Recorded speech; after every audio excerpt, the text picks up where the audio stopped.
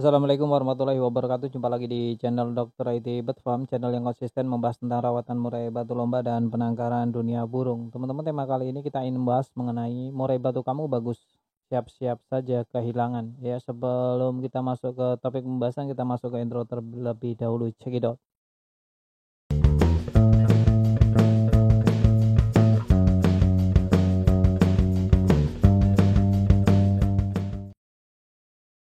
Nah, teman-teman, tema kali ini yang ingin kita bahas ya, ini murai kamu bagus, siap-siap kehilangan murai batunya ya. Kalau murai batu teman-teman bagus, kalau mengindahkan hal-hal yang nanti kita jabarkan atau kita detailkan.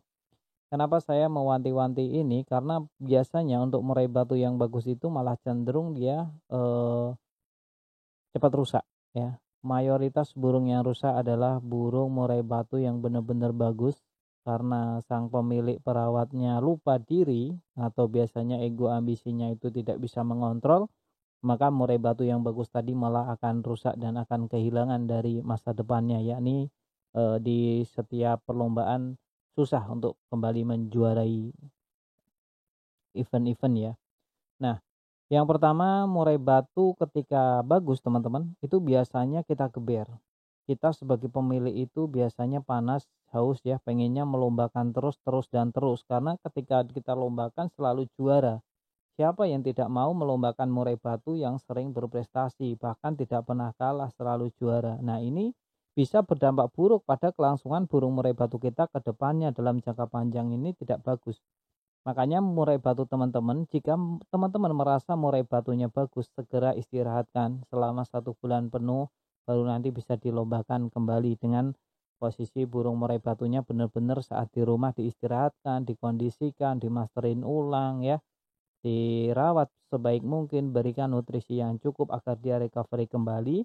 Nanti ketika dilombakan dia sudah siap. Lantas kalau sudah menangkan, menjuarai, maka di off-kan kembali selama 1 bulan dan dilombakan kembali. Yang ingin kita bahas yakni ada 5 hal nanti. Geber lomba. Nah, untuk pertama geber lomba yang tadi, harusnya murai batu kita diistirahatkan, tapi teman-teman karena panas ego tidak bisa mengontrol tadi, pengennya melombakan terus, ya udah akhirnya burung murai batu dipaksa, diforsir untuk berlomba terus-menerus. Nah, ini untuk jangka pendek mungkin tidak akan terjadi masalah, tapi untuk jangka panjang ini sangat berdampak risiko sekali, sekalipun itu burung murai batu dewasa atau bukan burung pastol. Apalagi burung murai batu yang masih muda, wah ini sangat berisiko sekali, karena murai batu muda itu belum stabil dan perlu dicatat mentalnya masih labil ya, jadi harus hati-hati. Ketika kita yang kedua ada ego dan ambisi tentang menpek keempat. Kalau kita tidak bisa mengontrol ego dan ambisi kita untuk tidak melombakan burung murai batu, lantas kita melombakannya padahal burungnya belum siap, belum kondisi, maka ini bisa berdampak fatal ya. Jangan sesekali melombakan burung murai batu yang belum siap, apalagi burung yang bulu basah, ekor masih dokor, burung tidak sehat. Nah, hal-hal ini harus wajib dihindari karena ini 100% dibayar kontan biasanya untuk langsung rusak murai batunya ketika burung yang belum kondisi tapi teman-teman paksa untuk lomba. Nanti untuk menyembuhkan, untuk mengembalikan ke titik awal lagi sangat susah sekali. Bahkan untuk 100% kembali itu sudah tidak bisa. Paling balik-balik ya 70%. Itu sangat sayang sekali kalau murai batunya faktornya bagus. Terus juara prestasinya juga oke. Nah, ini sangat, sayang sekali ya. Tidak sabar ya tadi, ketika kita melombakan murai batu yang bulunya masih basah, ekornya masih dokor, itu berarti kita memiliki indikasi tidak sabar pada, rawatan murai batu kita, padahal itu burung bagus. Jika kita bisa sabar beberapa hari lagi untuk tidak melombakan, niscaya murai batu kita itu bisa, bersaing dalam jangka yang panjang. Jangan sampai 1 musim saja setelah itu burungnya nekuk leher, dalam artian kena mental. Nah, ini sangat disayangkan sekali.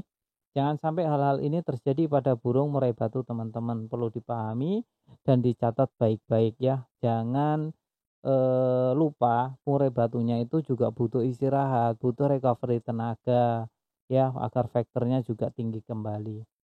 Nah, itu tidak cerdik momen. Nah, kita sebagai perawat seharusnya bisa menilai, bisa mengenal karakter dari burung murai batu kita, kapan burung murai batu kita siap dan kapan burung murai batu kita seharusnya kita benar-benar kondisikan baik-baik saat di rumah. Di rumah seharusnya istirahat, teman-teman trek, saat seharusnya istirahat, teman-teman pancing-pancing, malah lebih seneng murai batunya, gacor di rumah, itu padahal murai batu untuk lapangan. Kalau murai batu rumahan sama murai batu lapangan ya tolong dibedakan. Kalau yang gacor nonstop seperti MP3 itu memang pantasnya untuk burung rumahan saja. Dicantel di teras sambil ngopi, makan pisang goreng itu udah enak banget. Karena burung murai batu yang gacor di rumah, bongkar-bongkar materi di rumah itu nanti kalau di lapangan atau dilombakan itu dia cenderung pasang badan, cenderung hanya ngetem, cenderung matung ya. Nah, dia tidak akan bekerja, kalau bekerja pun paling hanya ngukluk saja. Jadi ini sangat disayangkan, untuk orientasinya kita harus tahu, murai batu kita untuk kontes atau untuk rumahan, itu tujuannya harus jelas dulu. Terus asal ngerawat yang kelima nih, ada asal ngerawat. Kalau murai batu lomba harus konsisten, pemberian nutrisinya juga harus bagus ya. Konsisten ya, tepat jadwal dalam pemberian, EF pagi seumpama jam 7 ya jam 7 terus ya. Jangan labil, labil itu kadang semaunya, itu bisa merusak dari burung murai batu itu sendiri. Nanti kalau biasanya burung yang, nyabutin bulu, terus menyakiti dirinya sendiri ya, itu biasanya karena pola pakan kita yang tidak teratur. Biasanya kita tidak konsisten, dalam pemberian jumlahnya pun kita tidak konsisten, dalam perawatan jamnya pun kita sering telat. Nah, ini bisa berdampak kurang bagus pada burung murai batu kita tentunya. Jadi saran saya untuk teman-teman yang baru memulai belajar murai batu harus dijaga baik-baik. Murai batunya juga jangan di-track ya. Kalau teman-teman boleh mengetrek asalkan mampu meyakinkan diri sendiri bahwa ngetreknya nggak lebih dari 10 menit. Karena biasanya murai batu lomba itu paling sekitar 10 menitan saja dia udah selesai.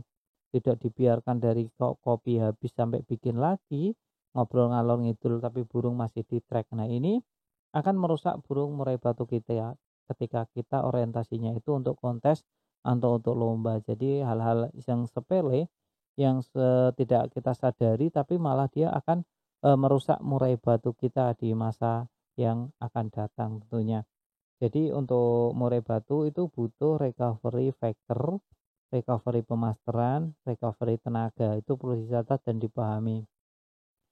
Apapun itu untuk mengolah murai batu kita harus menggunakan metode Menpack tentang mental, nutrisi, perawatan, ego, ambisi, dan mengenal karakter. Ada 5 konsep yang mana teman-teman bisa jalankan kalau mau melihara murai batu ya, mulai dari terahan yang bagus, mentalnya yang oke ya, minimal ya terahan dari akar rumput tapi yang sudah lintas IO. Nah, itu bisa lah untuk nanti menjadi bibit atau bekal kita untuk amunisi saat ikutan lomba. Karena, kita sudah memelihara murai batu dengan perawatan ekstra, tenaga pikiran ya semuanya kita, curahkan, tapi ternyata murai batu yang kita rawat itu bukan murai batu petarung. Wah, ini kan sangat sayang sekali, karena waktu yang kita investasikan juga tidak sebentar dan sangatlah mahal sekali kalau kita kursin menjadi duit. Waktu tidak akan pernah kembali dan, tidak ternilai harganya. Jadi hargai waktu kita, jangan sampai kita, melewatkan waktu yang bagus ini tanpa ada hasil yang maksimal. Oleh karena itu, saya selalu menyarankan untuk teman-teman yang baru mulai belajar murai batu harus hati-hati ya dalam perawatannya. Terima kasih ya, kita masuk ke penutup ya teman-teman. Perlu dicatat teman-teman sebelum kita mengakhiri video ini, bahwa video ini sebenarnya ditujukan untuk mereka agar lebih waspada untuk menjaga murai batunya. Tapi kembali lagi ke teman-teman semuanya, mau dijalankan silakan, enggak juga enggak apa-apa. Yang jelas saya cuma berpesan murai batunya dijaga baik-baik, jangan sampai rusak ya. Dan perlu dicatat juga setiap murai memang memiliki karakter yang berbeda-beda. Jadi setiap perawatan tidak perlu diperdebatkan antara satu dengan yang lainnya. Kalau cocok dijalankan, nggak cocok ditinggalkan. Jangan cuma sekedar membaca judul saja ya. Pahami isinya, tonton dari awal sampai detik ini. Bagi teman-teman yang menonton sampai detik akhir ini, saya kira tidak akan ada perdebatan lagi di kolom komentar. Salam sehat.